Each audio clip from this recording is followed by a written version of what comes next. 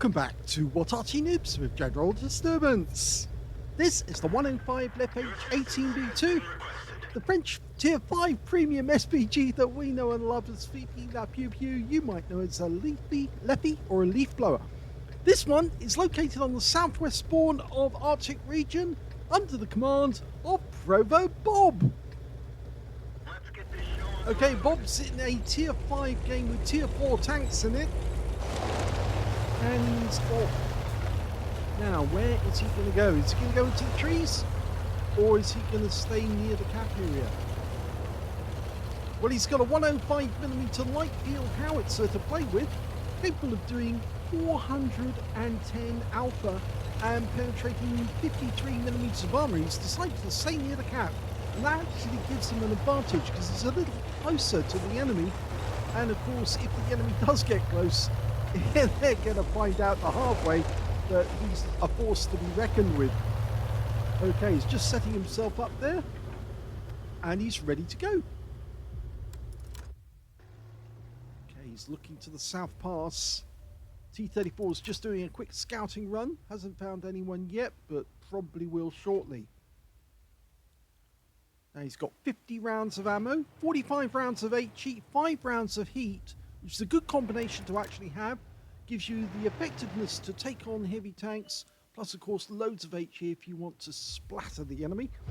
And he's found a Sherman 3, dialing in, almost there, rounds out. Looks good. Lands nearby, he does get some track damage, but not a huge amount. Sherman's on the move. Oh, and he stopped. He stopped to take a shot, side on to the enemy. That's a bit of an ask, you know. He's almost inviting them to shoot at him. Lost sight of him. Okay, but there's a Strodny Viz 39 over here, which of course, as you know, is a medium tank from the Czech Republic, or Czechoslovakia as it was then. Oh, he's taken fire. Is he tracked? Rounds out. That's a kill. Only 5 hit points, but it was a solid kill. Meanwhile, down to the south, the enemy does have some tanks on the south ledge at the moment. Got a Stuttgart Aslains B, which is a Tier 4, rounds out. Long flight time. Well, it's not really a long flight time. It's actually about the same as it was that Strodny. But we've now got a T1 Heavy, so now he's got some serious tanks to deal with. Hits the T1 Heavy. Gets a hit for 51 hit points, but the Valiant's what he's focusing on at the moment, because ProvoBob does have Valiants himself, and he does play it. So, yes, he did get some damage, but unfortunately, we lost our KV-1. He gets another hit on the Valiant, 112 hit points. And T-34 is in great danger. Yeah, we get another hit on the Valiant, but the T-34 has been wiped out. In fact, it was the Valiant that got the kill on him. Ooh, that just went over the top of his turret. T1 Heavy goes down to the DW2. Rounds out. No, it's going to miss. Yep, unfortunately, the Valiant ducked below that that ridgeline. Well, it's not really a ridgeline, actually. It's more of a cliff edge. Okay. He can probably get around in there, but it'd be very difficult. Oh, he does! Oh my gum, he killed him! That was a great shot. He did actually have it fully dialed in, and the Valiant went down to that very accurate shot. In the meantime, we're now going after the Type 95, which, as you know, is a Tier 4 heavy. Japanese heavy with very thin armor. That was close. Can we get this one on target? If he can possibly penetrate this one. Very thin armor on those tanks. He does hit it. Did he penetrate it though? That's the question. If he fires a second round in, it might actually go through. Oh no, he's not there anymore. He's pulled away. Okay. Well, the enemy's down to 8. Well, in fact, not 8 tanks left because it's a short number game.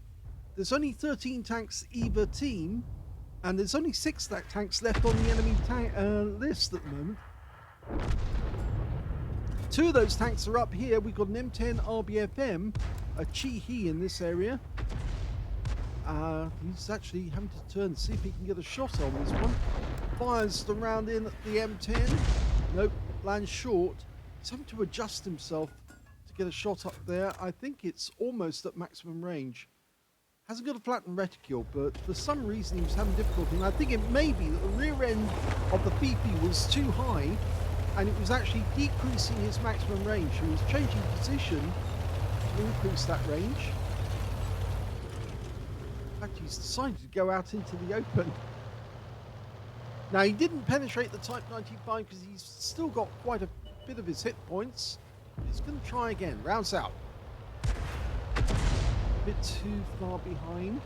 Give a bit more lead. He's ready. Rounds out straight away. That's more like it.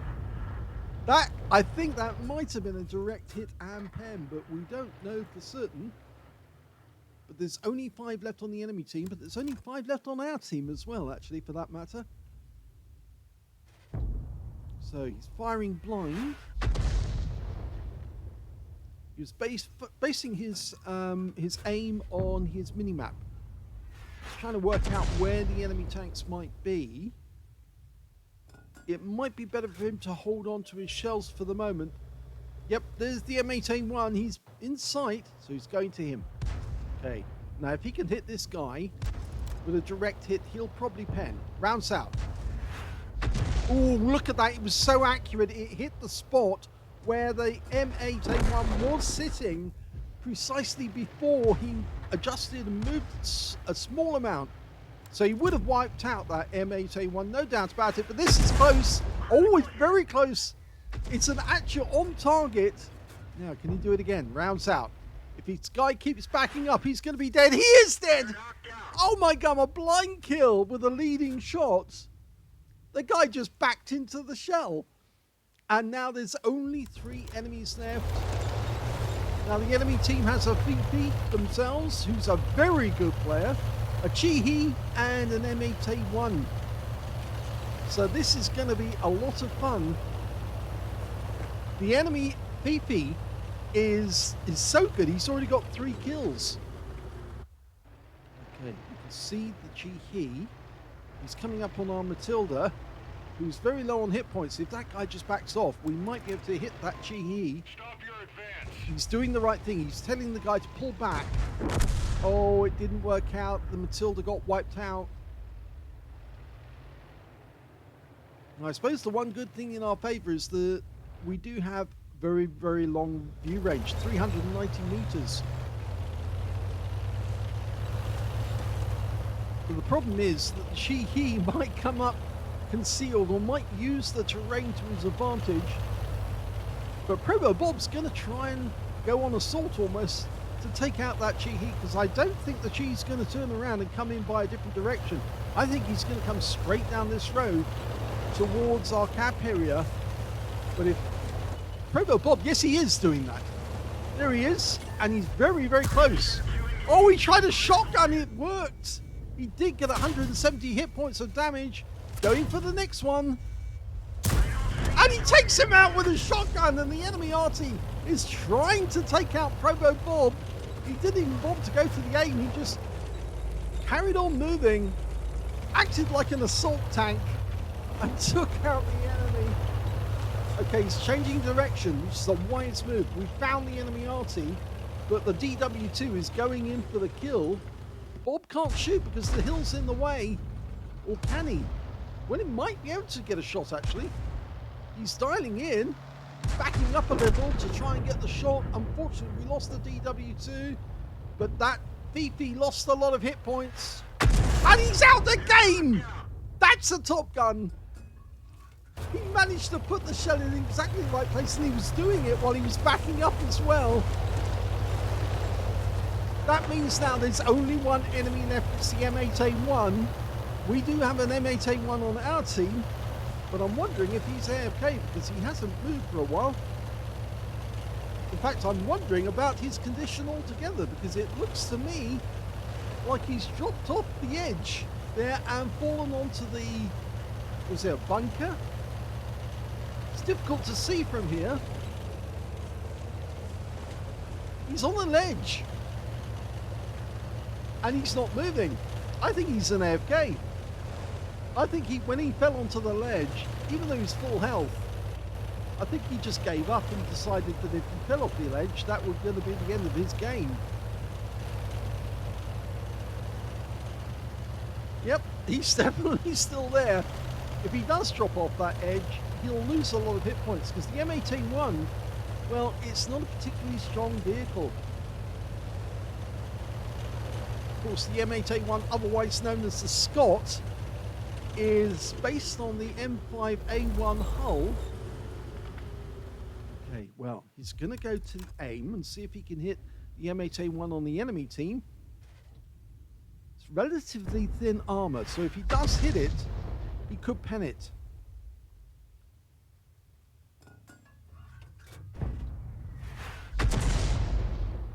No joy so far. He's still got enough ammo. 18 rounds.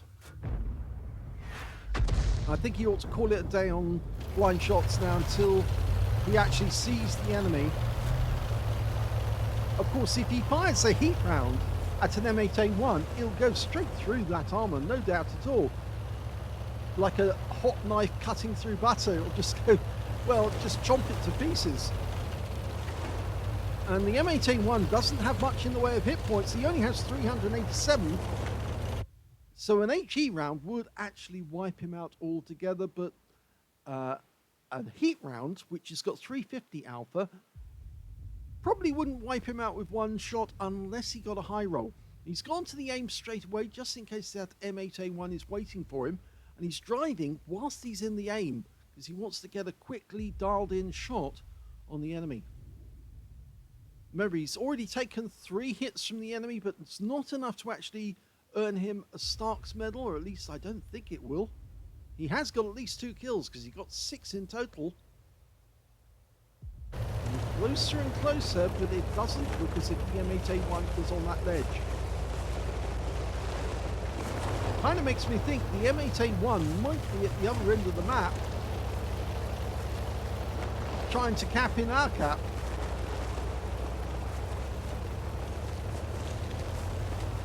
But our M8A1 is more than likely going to spot him. And yes, he is up on the ledge. Oh, he's flipped! He's flipped! He's on his side! Now, we can't go down to the edge, because if we do, he will have a shot at us, because that gun is lined up on us. But he's going to be able to take this guy out on his side from this position, and he's going to do it with a manually aimed shotgun. That's 2. Next one wins the game. Here we go.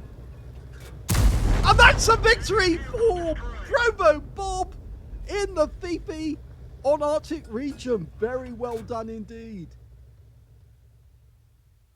Wasn't that an excellent game by ProvoBob in his Fifi? He managed to get a first-class tanker in that game. If that game had actually had full numbers, if there had been 15 players on either side, I think he probably would have got an ace tanker in that game.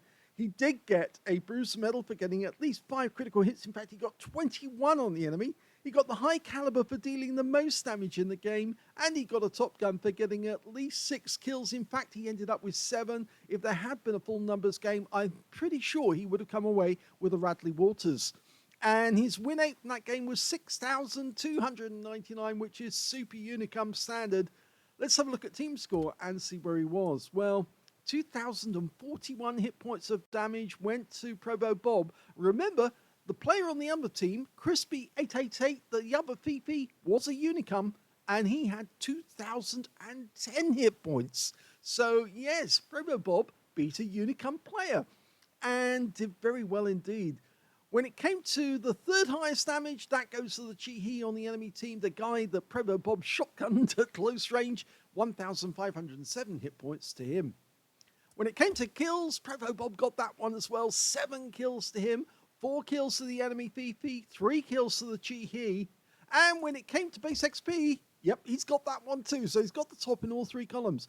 1,129 base experience points. The only player to get over 1,000. The next highest being the enemy Fifi, who got 578. And the 3rd place was the M10 RBFM on the enemy team with 543. ProvoBob fired 36 rounds in that game, got 16 direct hits on the enemy, 4 penetrating shots, 15 splash. damage of 2,041 hit points of damage, of which 1,315 were at more than 300 meters. So you can see a fair amount of damage was done at close range. He did receive 3 hits. All 3 were penetrations. All 3 came from the Chi-He. 1 hit by way of splash damage. The enemy Arty tried to get him just after he killed the Chi-He. Came very close. You could say was in the splash damage radius, but he didn't suffer any loss of hit points. Damaged 9 of the enemy. Killed 7. And he earned a profit of 26,605 credits on a free-to-play account and 1,430 XP as well, getting the bonus for the premium vehicle. Now, there were bots in this game, I will admit that, because there was only 6 players, live players, on either team. And of course, as I said, it was 13 either side, so that meant that there were 7 bots on either team. But as you know, and I've said many times in the past, bots are dangerous players to come up against, because they switch to premium ammo on the first shot. They don't even bother. If they get hit by an enemy tank, they'll just switch to premium and blast away in premium. And they can sometimes be very unpredictable because you just don't know what they're going to do next. The program might make them back off. It might make them come forward. But certainly, ProvoBob had a great game in that one. Very close to Aslains. A superb game of bettering the Unicum opposition and coming out of it with a lovely victory. I hope you enjoyed that replay. If you did, please give this video a like. Do subscribe to our channel. Leave a little comment down below because it feeds the algorithm. And thank you for watching.